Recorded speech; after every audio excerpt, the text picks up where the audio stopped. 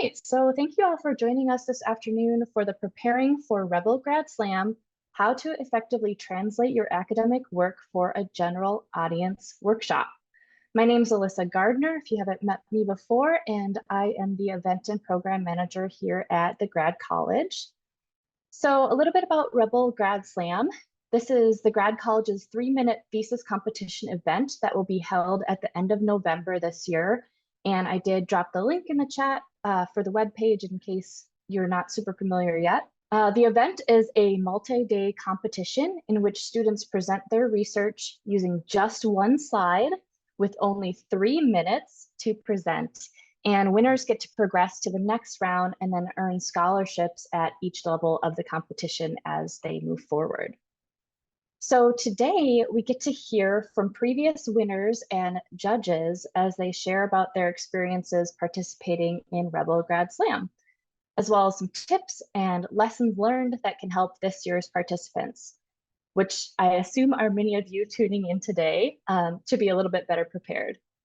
So joining us today, we have Dr. Monika Neda from the College of Sciences. We have Taylor Flaherty from the College of Liberal Arts, Jenn Chandler from the College of Fine Arts, and Santiago Betaller from the College of Sciences. So I am going to first start by handing it over to them, and I'm hoping each of you would please share your name, especially if I pronounced it incorrectly, your college, your department, and or job title, and how you participated in Rebel Grad Slam. So let's start first with Dr. Neda.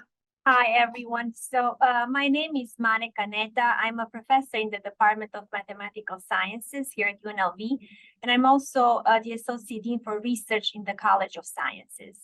So I've joined UNLV in 2007, so since then I've been here, and I remember how this Grad Slam started a few years back, and my first PhD student actually was a finalist for that round. So he was very proud, and I was, of course, very proud of him too.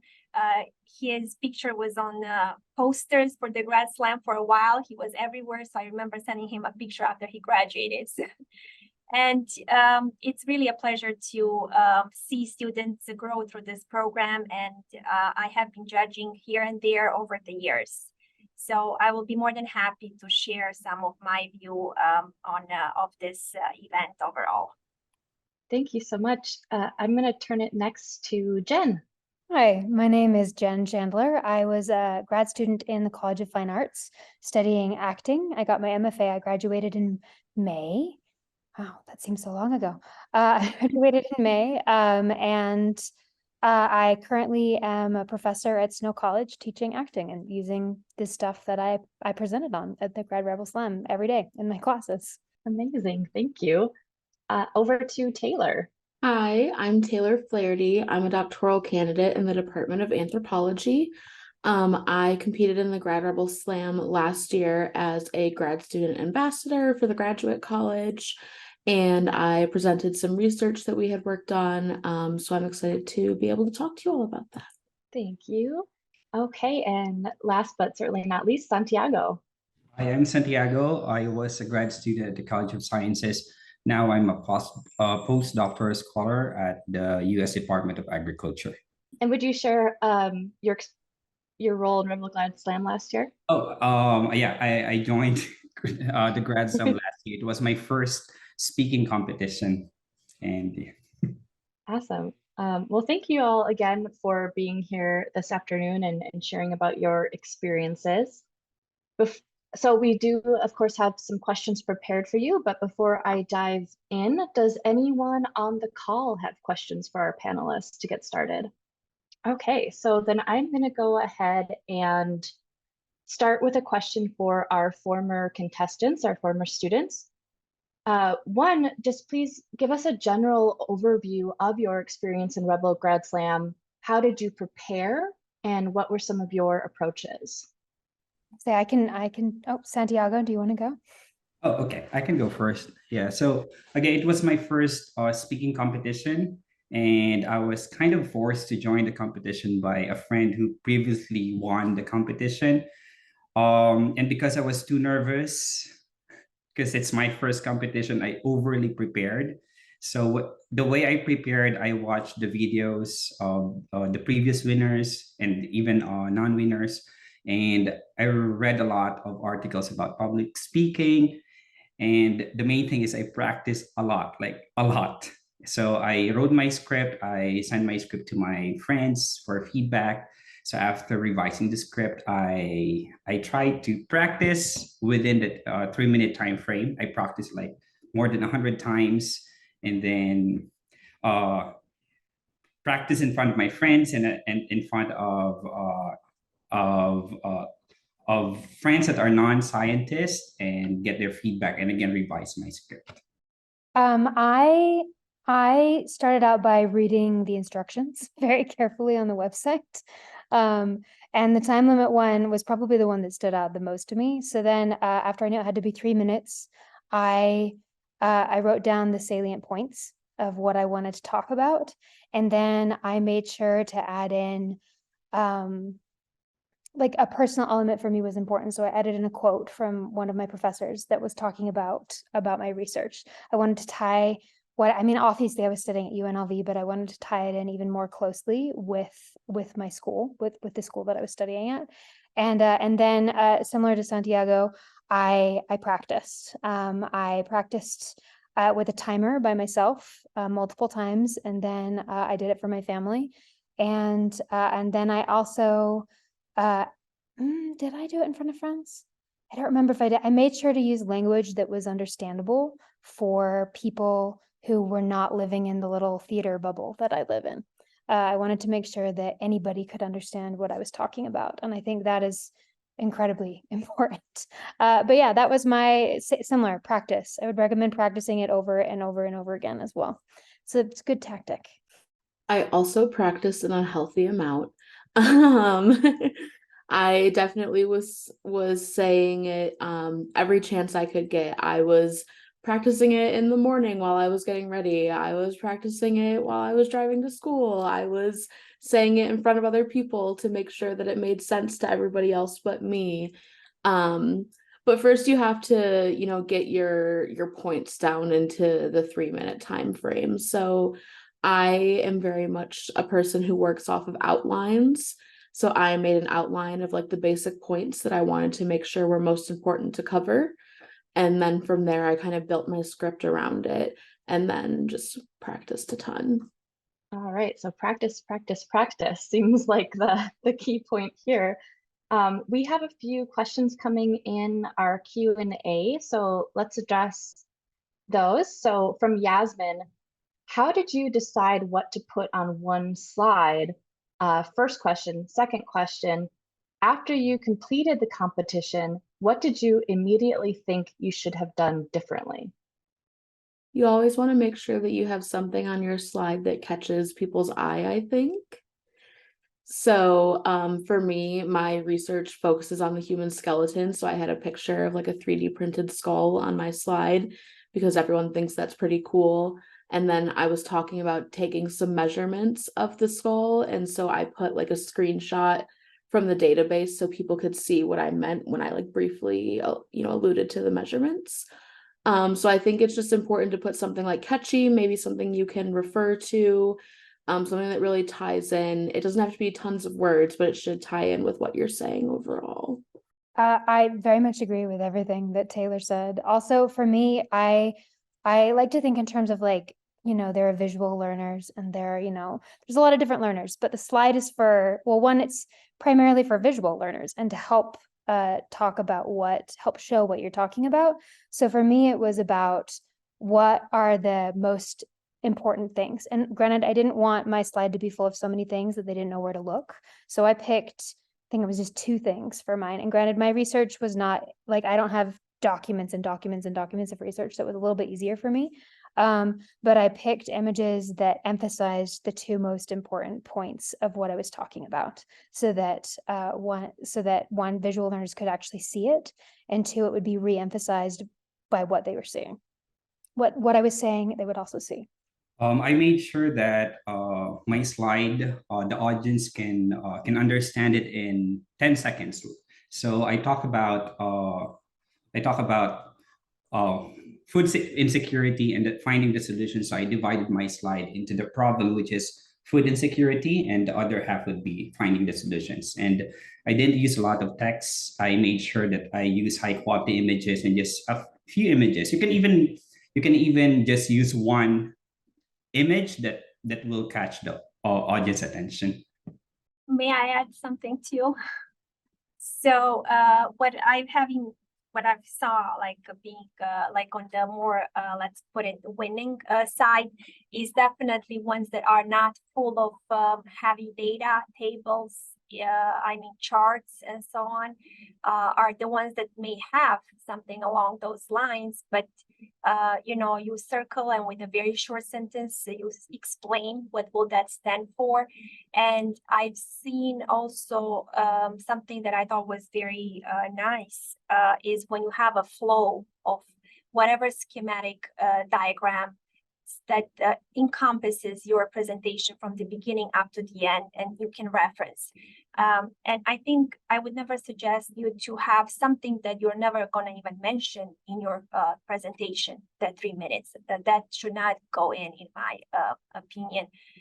You should have only things that you're going to mention, and then when you mention them, make sure that you use hand gestures and you point a little bit at the slide so that you can connect your presentation with what the figure is over there. Since the judges do have to judge on your poster, like on your one slide presentation content, and then of course your communication too. So and presentation as well, to my knowledge. So make sure you connect all these elements when you do give that short presentation. And you know, I would not say have one big picture, some kind of a diagram and one big paragraph describing that. That usually doesn't flow very well. Thank you all. Thank you for adding that perspective, Dr. Neda, as well. Okay, a question from Matea. Since you can present completed research or a plan for research, I'd love to hear more about how presenting on plans for future research might look. Do you mostly cover background information and a general plan for your study? So I'm not sure if that applies to any of our panelists or if you maybe saw other students presenting in that way. So at least I just want to make sure that this can include then just work, some previous work, current work, and future work. This is what is the question about? Yeah, so I think the idea, and Matea, feel free to chime in, but is that you might not be actively conducting the research, but it's a plan for future research. And how would you present around that? What sort of information would you want to deliver? So I would suggest a bit of a background for sure then, if you don't have your own results there, and definitely then touch your plan of research and the big picture of your plan of research connected with the current you know, results that they are obtained in the field of study. Okay, and then the question from Evelyn, and the slide is static, correct? No animation. Yes, so you won't be like clicking through to do any animation. You'll be strictly speaking while the slide is present. So you have to kind of have it all ready to go for that moment. Any other questions from the group? Oh, yep, we do have one more. So I think I will pose this to you, Dr. Neda, first. But what are the scoring expectations, qualifications in order to succeed? I believe there is a rubric that is shared. So I assume that the rubric will stay the same. And now I cannot recall exactly, but I think there were like about 5 parts in the rubric. So I would suggest all of you to really get familiar even with the rubric and make sure that, you know, you incorporate then what is listed over there as, you know, being of higher points than of lower points and so on. So look over the rubric, that will help you as well. But you will be judged on the content of the poster. I remember looking at that itself, I mean, the presentation, the slides, and then on your communication skills, and then on your overall knowledge and logical flow of the presentation and the content. So And I think you should also practice the standing in front and like delivering that talk from the position that you will, and come a little bit earlier into those rooms and try to imagine yourselves like giving that talk, and where will you stand. Your hand gestures are also very important as well, and you gotta have a very steady, rhythmic voice that will carry you through the presentation. All right, thank you very much. And thank you for also addressing questions in the chat, folks. I really appreciate that. So I think maybe kind of switching gears a bit here, a lot of people might be a little concerned about the public speaking aspect of this competition. Can you share a bit how you deal with stage fright or addressing a fear of public speaking?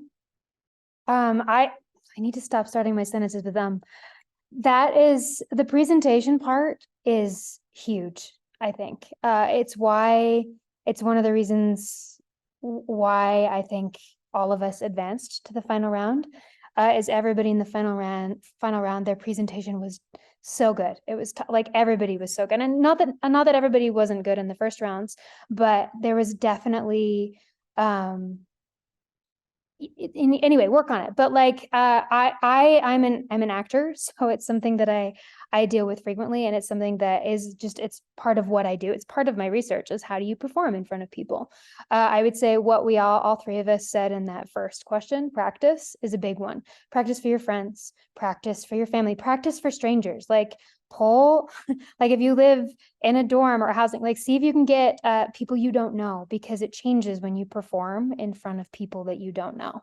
And you've got to learn how to, what does your body do when you're in front of people? And it's kind of a hard thing to talk about because everybody's different, but I would say that's how you figure it out, is you practice. And whether it's you meditate beforehand, you need quiet, you need, for me, if I know what I'm saying and I have it memorized, then if I get nervous, it's still there. Like I know that if I don't have it memorized, I will lose it. So I have to have my script down very well when I present. But that would be the best advice I can give, is practice in front of people and see what you need to do to make it interesting, and also to make sure it's clear. And that's the other thing, is make it interesting. Like it's a performance, right? It's not just you presenting your research. It's how do you make your research interesting to somebody else, and what is it that you need to do to make that happen. And I don't know that I have specific answers for you, which is frustrating, but connect with your audience, come up with things that are relatable for everyone, that you can talk about. That's what I got so far. Okay. So even before this Zoom meeting begins, I was so nervous. So every time I have speaking engagement, I'm always nervous. So I try to prepare a lot. So even I prepared my script, like I just prepared a lot. Now, the source of being nervous or the fear of public speaking, there's a lot of reasons for that. It might be fear of being in the spotlight, or fear of being watched by people, or just the fear of being the fear of failing. So for me, it's the fear of failing, the fear of maybe embarrassing myself, or just failing itself. So the solution to that is my solution is just prepare a lot, really. So I try to prepare a lot. I prepare by knowing my audience. I wrote down my script. I practice a lot, and the moment that I was most nervous about is just before I speak. So that's the time I'm really nervous about. But during the time I open my mouth during the grad slam, suddenly like all the nervousness is gone. So it's okay to be nervous, but I just suggest that just prepare your script, practice a lot, and if you feel nervous, that's fine, and just go out there and start speaking. Anyway, you have prepared a lot already. Yeah, and I think if you prepare a lot in different environments, it helps. Like, so, I would prepare while I'm cooking, and so there's, timers going off and my dogs are barking, but I'm still trying to get through it to make sure I can get through distractions, right? So if you can prepare in a lot of different places, practice speaking to, like Jenn said, to a lot of different people or in a lot of different places, then you'll really get used to being able to speak in any environment. Well, I'm not sure if I can add anything. I think the students did this really well and so on. And I remember my first talk when I gave it did not go so well. I got lots of feedback, which was luckily for me, I think a very constructive feedback that I used afterwards. And it's simply like a practice, as they are saying. At the beginning, you should really know the script. And for these kind of speeches, the way you have like a 3-minute one, I definitely encourage you to have a script ready, and you should be prepared and know what you're going to say in each those minutes that you have. And because you should time yourself, that you don't want to finish early either, that I'm sure will not give you full points somewhere with the timing, and so on. You want to finish very close to the 3 minutes, and use all the time to present your research and why is it important to you and to the community. Thank you very much. Just want to note that I dropped the scoring rubric in the chat in case folks are interested in seeing those details. It's on the website as well if you want to take a look at it later. I think this is a really neat follow-up question from Yasmin. How did your presentation style change when you presented online versus in person? So what did you have to consider for that? I think it's a little funny because when you're preparing online, you're preparing to just speak to your screen in your comfortable area, and then you move to being in person and all of a sudden all eyes are on you and there's a light on you and you're on a stage and you have to think about how you're moving your body as well as how you're talking. And so, you just have to think about how your body is going to engage with your presentation style when you are speaking in person, and make sure not to use any notes when you're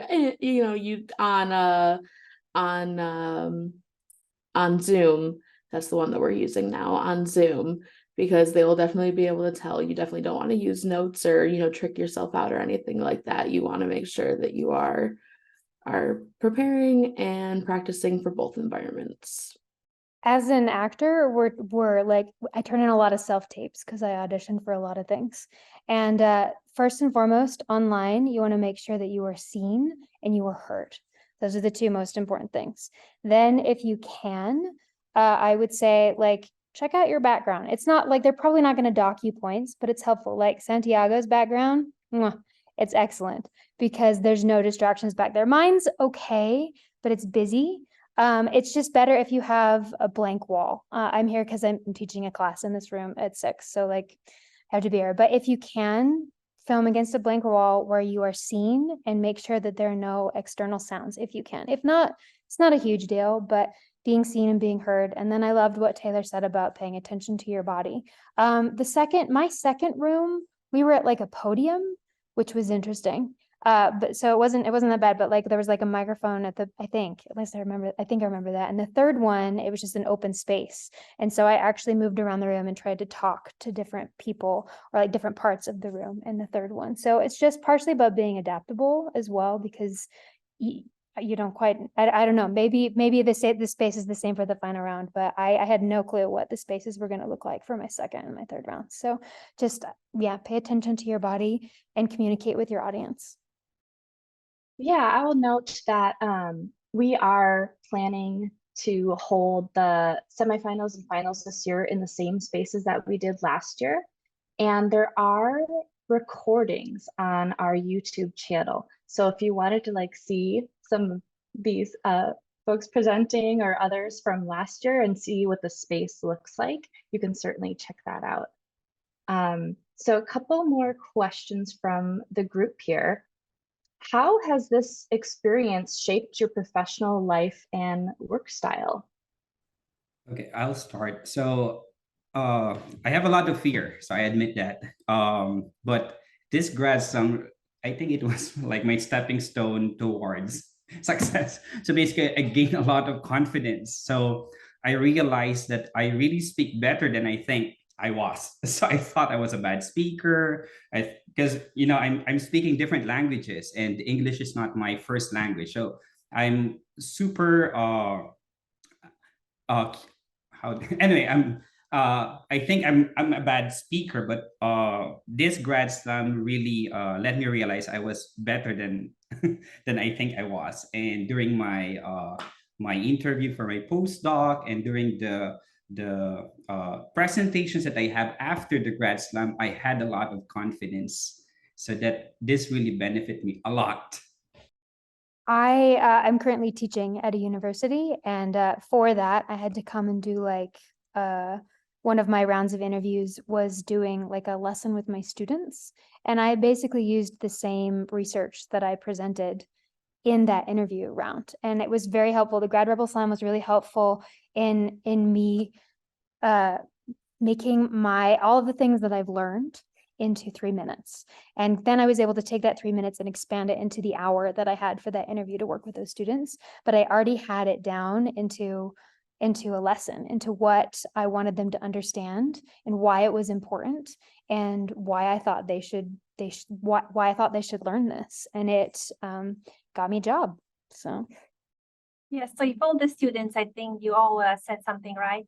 I just want to add, I think like being able to express yourself and talking about your research in such a concise manner, of 3 minutes will help you communicate with everyone and in your path forward with, your colleagues, faculty, future employers, and so on. And that's a very powerful way that you can afterwards incorporate in almost every presentation that you're going to do afterwards as well.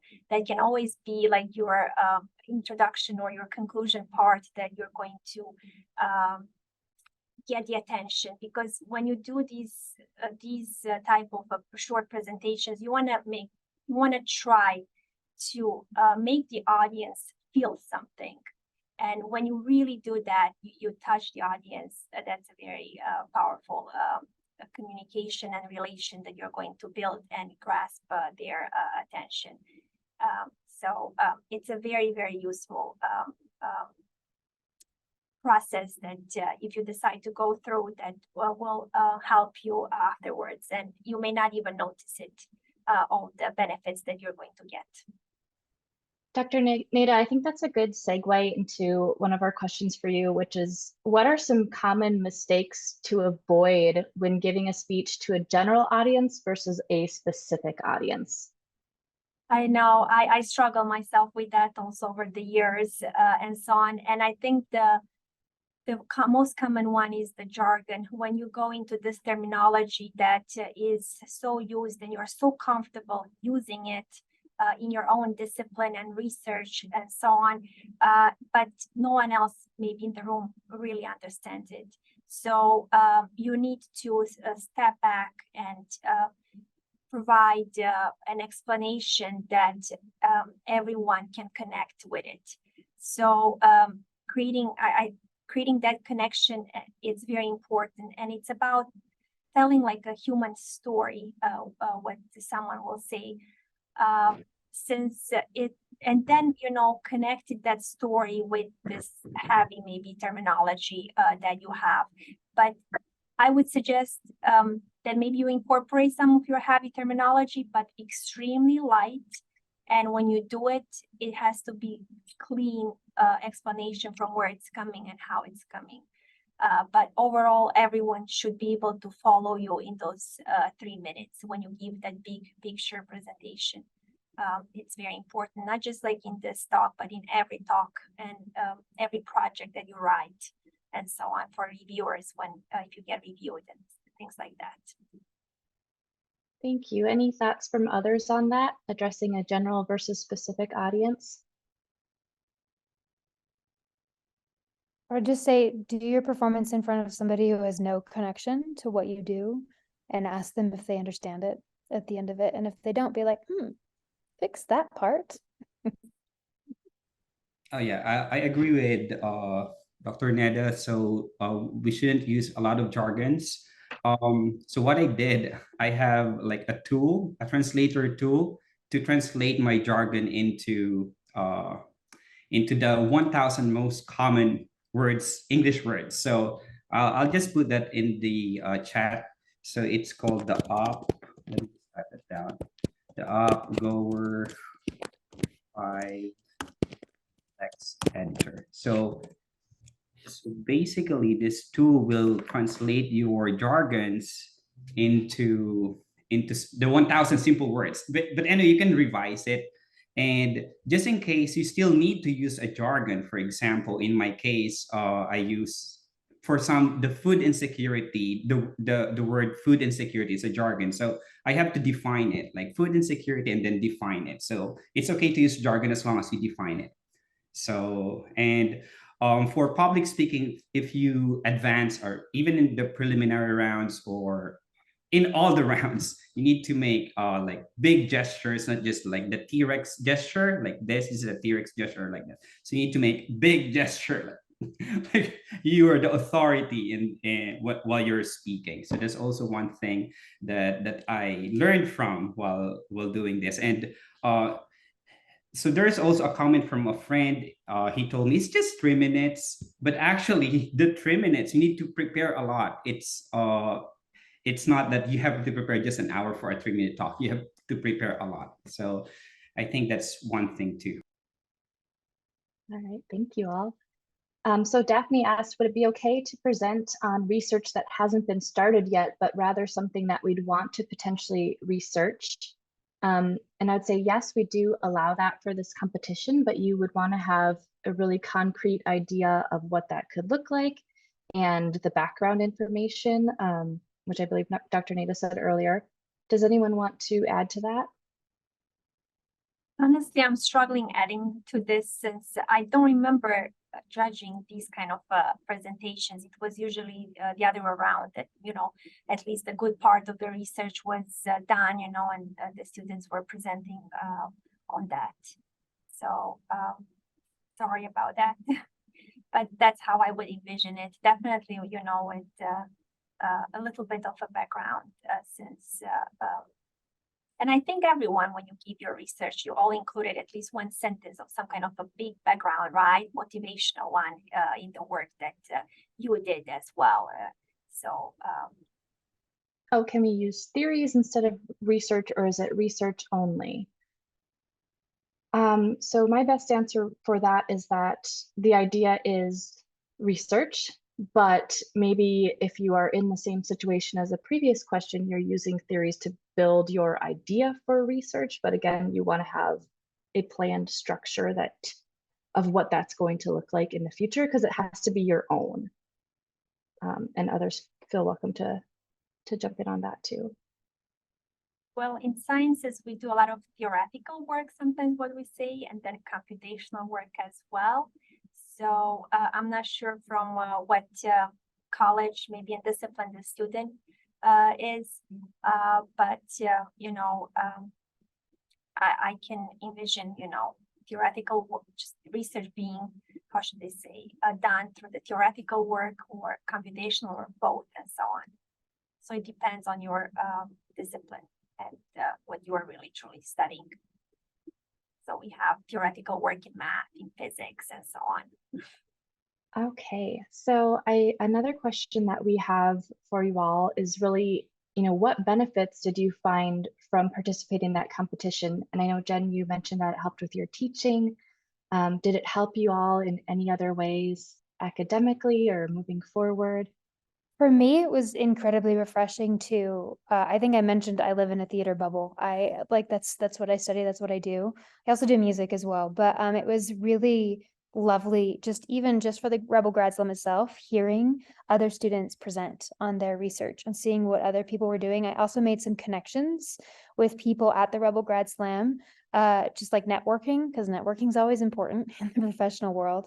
But it was just a really delightful experience in terms of that. Also, I mean, if you win, you get money, which is nice. So actually the reason I entered in the first place is because I was like, ooh, money if I present well. And so I was very grateful for that as well too, because that helps with life. But yeah, as I said, it's been very beneficial for me in terms of talking about what I do and why it's important, and making it understandable for somebody who doesn't live in my world. I feel like Jen said everything I would say. You know, it's helped me make my stuff like digestible to others, help me be more concise when explaining my research, things like that. I think it helps like throughout. I think you did a good job explaining that. All right, thank you. Santiago, anything to add there? Yes, it gave me self-confidence. It gave me my job basically right now, and also scholarship money, and also networking. So actually, so after I won, I went to Oregon, and I made connection with someone who's working. So work connected to my current job right now. So it builds network and connections. Thank you all.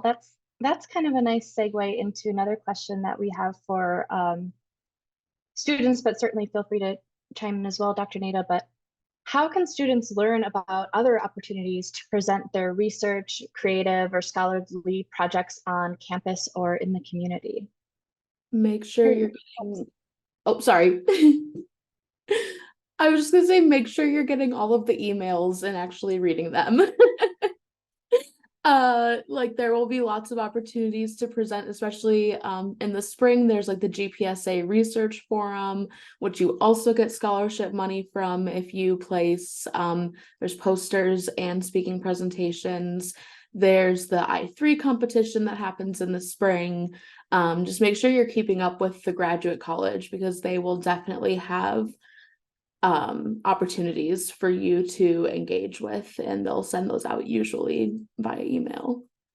Yeah, I was just gonna say exactly what Taylor said, is read your emails. One of my classmates, I don't know what it was. It was she got money, and she got some congressional medal certificate or whatever. And I was like, drat, that's why I started reading the emails, is because UNLV sends out a lot.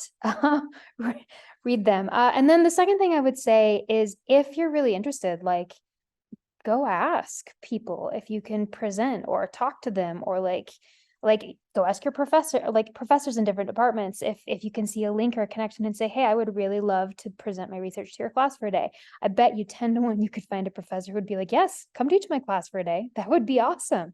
I would say reach out to other departments if you're not finding enough, or even your community as well too, elementary schools, middle schools, high schools. I'm sure there are teachers there who would love to have graduate students come and talk about their research. So yeah, I would say just step out of your comfort zone, read the emails, and step out of your comfort zone.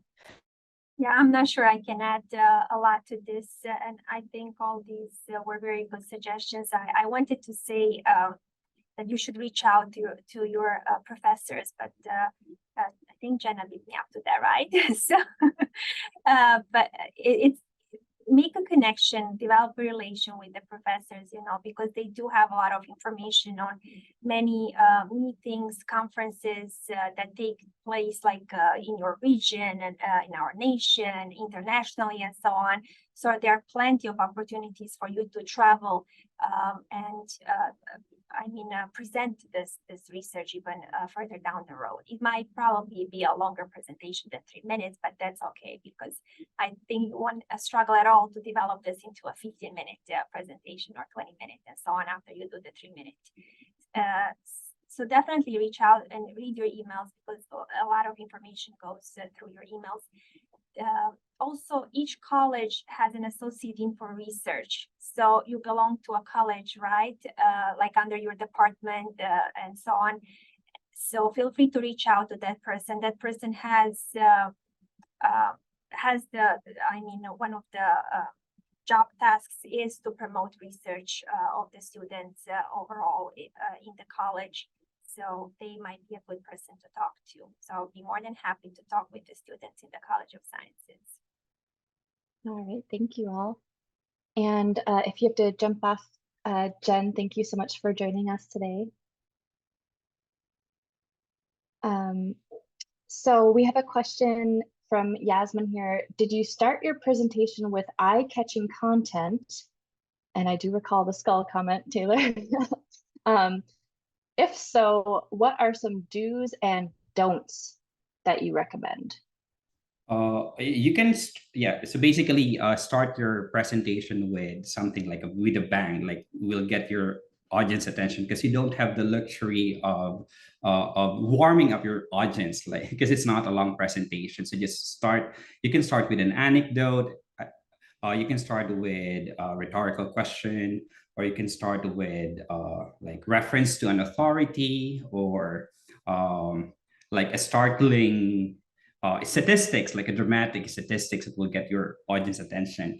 Now, you can also start with humor, but it depends on the topic. So, for example, in my case, I wanted to start with a humor, but my topic is poverty, food insecurity, but I cannot just, and pandemic, so I cannot just start with the humor. And if you wanted to start with the humor, make sure that you have that you have you can make the audience laugh, or else it will be awkward. So I think those are like five of the things that you can start your introduction with. Yeah, Santiago had a very good introduction. I still remember how you talked about the hunger and how rice is one of the most consumable food, and then you talked about like your research on rice. So I still remember, and I remember even Jenn's presentation some of the parts, and I remember the skeleton in the slide as well, and so on. So I would say even share some of your vulnerability if you feel comfortable. During your presentations, because you all have your own story, how you ended up doing this research, and probably like some kind of a connection, deeper one with the topic. So if you feel comfortable, I would encourage you to share it. And I know that all these suggestions, they sound very easy, but I know they're also profoundly hard to implement. So please don't be hard on yourselves when you start preparing for all of this. Just one step at a time, and stay positive and move it forward, because whatever you accomplish at the end, you should think that actually the odds are probably on your side and not against you. Thank you. We have another question from Carla. For those of you with experience in creative research, do you find yourself having to justify your artistic research, and why is it important to a wider public?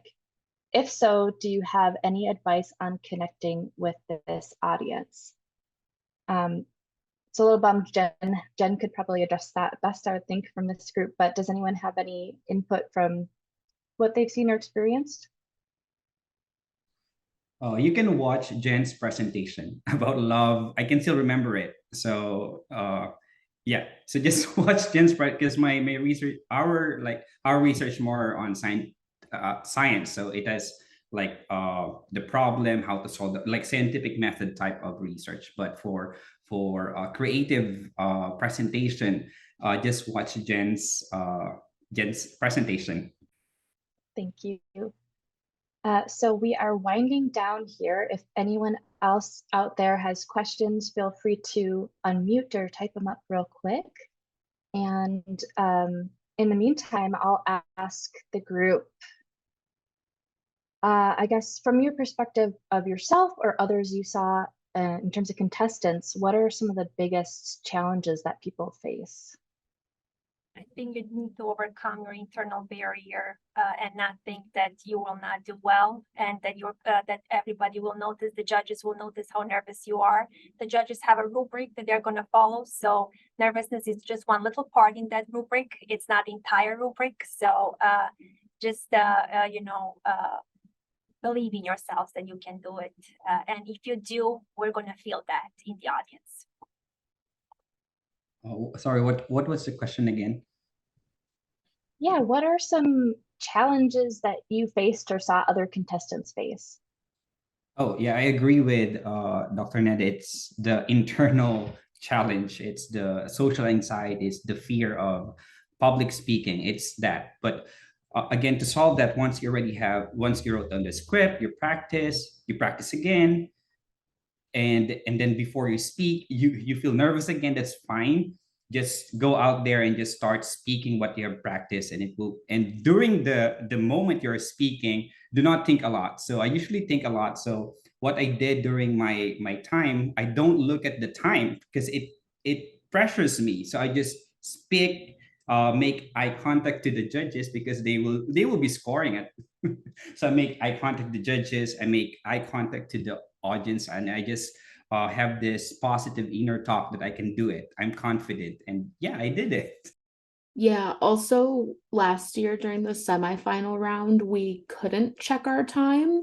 Like the way that it was situated, we couldn't see the timer on the screen.